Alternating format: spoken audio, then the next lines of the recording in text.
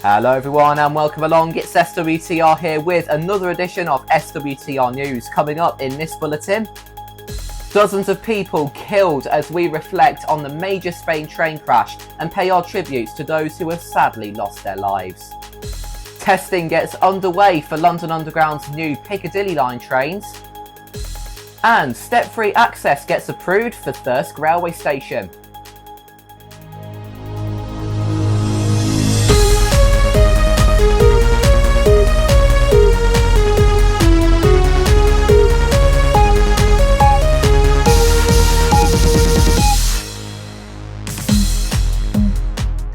First up though, as we normally do with SWTR News, the planned disruption and engineering work. There is electrification in the Fife area and track re-railing going on, meaning buses are replacing trains between Edinburgh Gateway and Inverkeithing until Sunday the 25th of January. A detailed version of this on the National Rail website shows which routes are affected, and they are cross-country between Plymouth and Dundee, and also between Edinburgh and Aberdeen. LNER between London King's Cross, Edinburgh and Aberdeen, and then also ScotRail between Edinburgh and Cowdenbeath, Glenrose with Thornton, Kirkcaldy, Perth, Dundee and Aberdeen, and also Inverness. Engineering work is taking place between Edinburgh and Inverkeithing, closing various lines. The background information shows that trains that operate on the Fife routes need to be replaced in order to protect service continuity on these important routes. The Fife electrification project will provide infrastructure to replace the diesel trains that operate on the Fife routes with new build zero-emission trains. Replacing diesel trains with battery electric trains will also help reduce the operating costs of the railway and improve the punctuality and reliability of the train services. During the planned 9-day line closure, Network Rail will also undertake important track re-railing across the route, allowing teams to carry out work as efficiently as possible, while reducing future travel disruption for passengers. There's also more details on the Fife electrification project available on the Scotland's Railway website. And more information on the work taking place during this 9-day line closure started from Saturday the 17th of January can also be found on the Network Rail website. Okay, next up, it's time to reflect on the major Spain train crash that has killed dozens of people.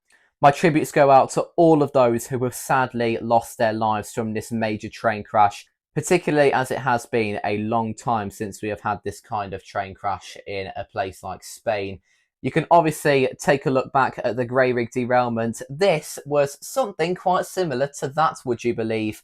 A high-speed train operated by Ireo. I don't know if I've pronounced that right though, actually. My Spanish really is not that good, so please do correct me, Spanish experts, if I have got that wrong. Okay, next up, the 2024 stock Piccadilly line, new for the London Underground, has started being tested.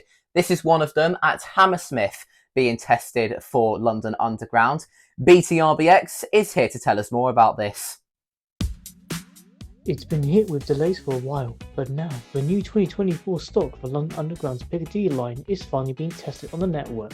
Last weekend, the Piccadilly line was entirely shut for the testing to take place. Transport for London has said that the aim is to have these new trains launched on the line during the second half of 2026. These new trains will certainly provide a more reliable and efficient journey for Londoners, particularly the regular users of the Tube. British Transport RBX, SWTR News, London. Thank you very much for that, BTRBX. Finally, it is time for Thirsk to get some step-free access after so long. Yes, plans have been approved for step-free access to be installed at Thirsk railway station. I'm really glad about this, as Thirsk railway station has actually been described by some users a no-go area for anyone with mobility problems. Both platforms and the booking office are currently accessed using a flight of steps with a step-free barrow crossing only usable when the station is staffed. Well, there's some good news for Thirsk. A long-awaited lift upgrade is finally happening. That's it for this edition of SWTR News. Join us next time where we catch up more on rails and other transport. Until then though, we're spotted with the rides. Remember to like and subscribe.